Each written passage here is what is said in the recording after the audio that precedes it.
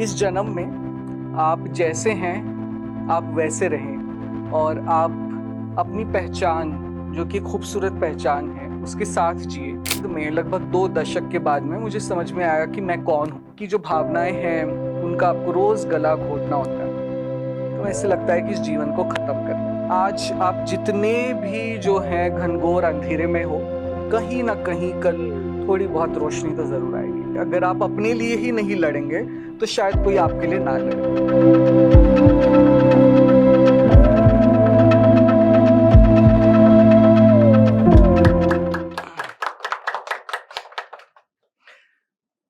आप कितने जन्म में विश्वास रखते हैं? मैं तो एक ही जन्म में विश्वास रखती हूँ और मुझे ये लगता है कि इस जन्म में आप जैसे हैं, आप वैसे रहें और आप अपनी पहचान, जो कि खूबसूरत पहचान है, उसके साथ जिए, तो वो एक जन्म काफ़ी होता है और वो बहुत खूबसूरत हो सकता है। मेरा नाम अक्सा शेख है और मेरा जब जन्म हुआ था, तब मेरा नाम कुछ और था। क्योंकि मेरा जन्म हुआ तब कहा गया कि मुबारक हो, आपको एक लड़का हुआ है और मुझे एक लड़के के तौर पे ही पाला-पोसा गया, बड़ा किया गया।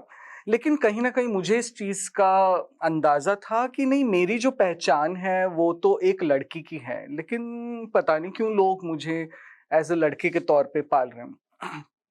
और ये जो कशमकश थी कि मैं कौन हूँ, मेरी पहचान क्या है और कब मुझे वो एक्सेप्टेंस मिले, ये कई सालों तक चला।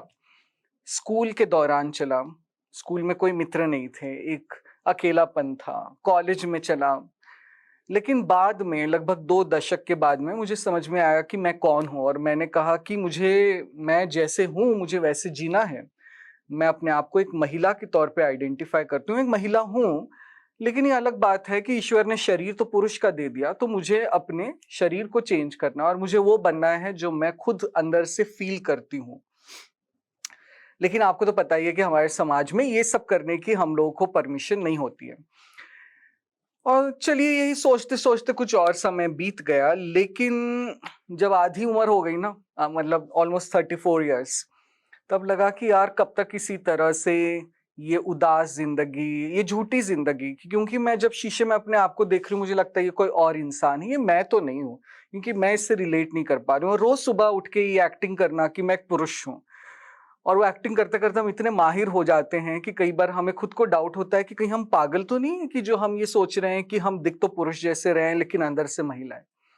और इन सब असमंजस के बीच में जहाँ आपको लगता है कि आप कुछ और हो, लोग आपको कुछ और कह रहे हैं, ये समाज कहता है कि इसी तरह से रहो, ऐसे मत चलो, ऐसे मत बैठो, ऐसे मत उठो और उसके ऊपर से जो आपकी जो भावनाएँ हैं, उनका आपको रोज़ गला घोटना होता है। तो ऐसे लगता है कि इस जीवन को खत्म कर दें। लेकिन वही बात ना कि मैंने जो कहा था कि जीवन मेरे हिसाब से तो एक यही जीवन है और इस जीवन को जैसे भी है वो अच्छे से जीना है।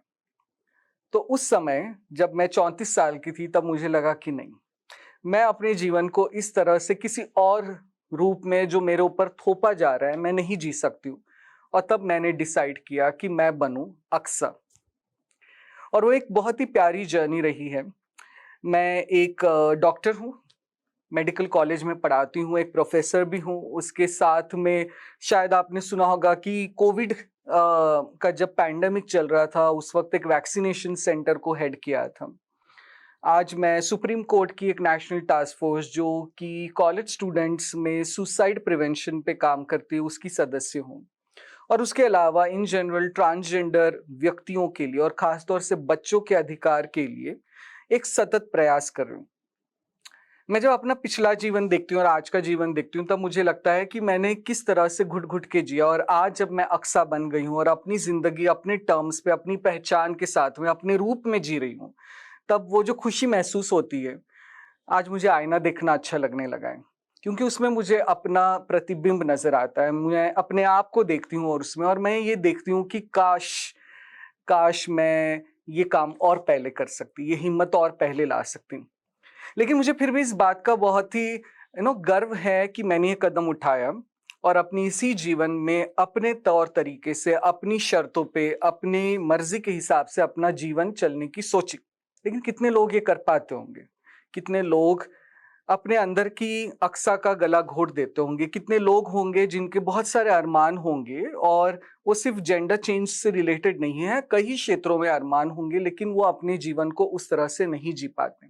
और खास तौर से जब हम महिलाओं की बात करें, जब हम एक वल्नरेबल सेक्टर की बात करें, मार्जिनलाइज्ड लोगों की बात करें, वो लोग जो समाज के हाशिए पे हैं उनकी बात करें, तो कहीं न कहीं हम में से हर कोई अपने अंदर के अरमानों का, सपनों का, ख्वाबों का रोज़ गला घोट रहा होता है। मैं बस इतना ही कहूँगी कि कभी उसको गले लगा के देखें, कभी अपने सच को जी के देखें, कभी अपने शर्तों पे जीवन बिता के देखें और उस वक़्त जो आपको खुशी मिलेगी, फिर चाहे आप उस तरह का जीवन जो है, वो बहुत ही लिमिटेड टाइम के लिए ही जिएँ, कुछ सालों के लिए ही जिएँ, आप जो हैं उस जीवन में संतुष्ट रहेंगे। तो बहुत ज़रूरी है कि अगर हम उस सिचुएशन में हैं, तो हम हिम्मत रखें। क्योंकि मुझे याद है कुछ समय पहले मैंने वो हिम्मत हार दी थी। मुझे लगा था ऐसे जीवन जीने का क्या फ़ायदा कि रोज़ सुबह उठो, एक एक्टिंग करो, एक झूठ को जियो। मुझे लगा चलो इसको ख़त्म कर देते हैं। और ऐसे डॉक्टर बहुत आसान है अपने जीवन को ख़त्म कर देना, आपको तौर तरीके पता होते हैं। लेकिन फिर लगा उससे क्या फ़ायदा होगा? उससे कौन खुश होगा? मेरे ना घरवाले खुश होंगे, ना मेरे जो थोड़े बहुत दोस्त हैं वो खुश होंगे और किसका क्या फ़ायदा होने वाला है?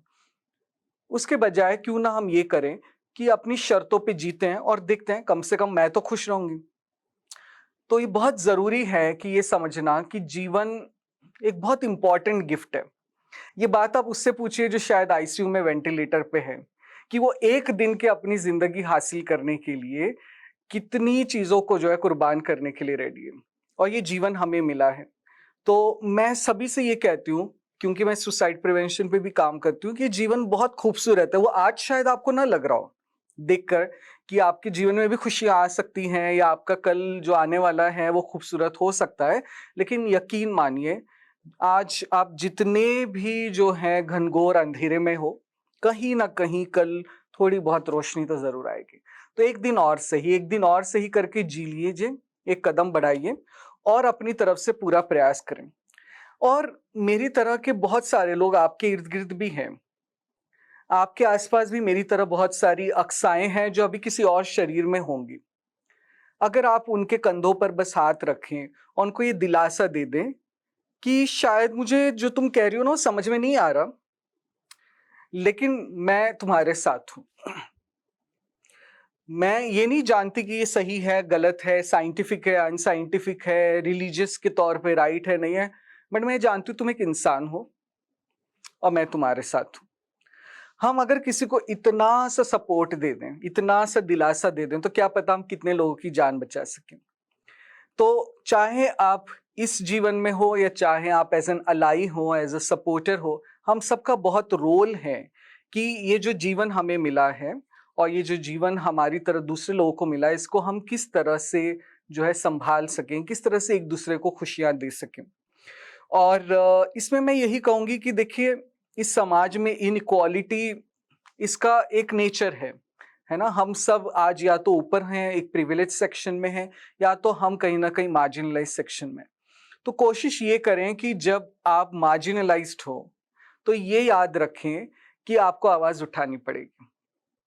क्योंकि अगर आप आवाज़ नहीं उठाएँगे, अगर आप अपने लिए ही नहीं लड़ेंगे, तो शायद कोई आपके लिए ना लड़े। और वहीं पे जहाँ आप पोज़ीशन ऑफ पावर में हो, तो आपको ये देखना है कि किस तरह से वो लोग जो आज जो मार्जिनलाइज़्ड लोग हैं, उनको आप एक हाथ प्रोवाइड कर सकें ताकि वो भी ऊपर सीढ़ी चढ़ सकें। तो एक बहुत इम्पोर्टेंट रोल है समाज का। और मैं क्योंकि ख़ास तौर से बच्चों के साथ में ज़्यादा काम करती हूँ, तो मुझे ये भी लगता है कि ये जो आज की नई पीढ़ी है, जो कि खुले विचार वाली पीढ़ी है, जो कुछ अच्छा करना चाहती है, जो कुछ नया करना चाहती है, उसे हम सपोर्ट करें। और उस पीढ़ी ने अगर कुछ बदलाव लाया, तो उस बदलाव से मुझे लगता है कि पूरे संसार में वो बदलाव आ सकता है। और मैं बहुत ही इस मामले में ऑप्टिमिस्ट हूँ कि जो फ्यूचर आने वाला है, उसमें जो मार्जिनलाइज़्ड लोग हैं, जो वल्नरेबल लोग हैं, जिन्हें फ़िलहाल हमने आउटकास्ट कर रखा है समाज में, उनके लिए एक जगह ज़रूर बनेगी। तो बहुत इम्पोर्टेंट चीज़ जिनकी मैं 2-3 चीज़ों की बात करती हूँ, उसमें एक है उम्मीद, कि उम्मीद ज़रूर रखनी चाहिए हम सबको, चाहे जीवन के आप कितने भी बुरे दिन में गुज़र रहे हो। दूसरी बहुत इम्पोर्टेंट चीज़ है, वो है सपोर्ट। हमें नहीं पता कि कब हमारी एक छोटी-सी मुस्कान, एक छोटा-सा किसी के कंधे पे हाथ रख देना या किसी को सहानुभूति दे देना, उसके जीवन में कितनी बड़ी जो है वो बात हो सकती है और हम कितनी जान अपने छोटे-छोटे जेस्चर्स से और सपोर्ट से बचा सकते हैं। और तीसरी बहुत इम्पोर्टेंट चीज़ है, वो ये है कि हमें संघर्ष करना पड़ेगा। संघर्ष चाहे लिखकर हो, चाहे बोलकर हो, चाहे किसी के साथ खामोशी से खड़े रहकर हो, लेकिन वो करना बहुत ज़रूरी है। अगर हम ये कर सकें, तो हम एक बेहतर समाज बना सकते हैं। देखिए, हम सब दुनिया में आए हैं, कुछ समय के लिए आए हैं और एक ना एक दिन यहाँ से चले जाएँगे। बस ये कोशिश होनी चाहिए कि किस तरह से हम इसको एक बेहतर समाज के तौर पे छोड़ सकें। Thank you.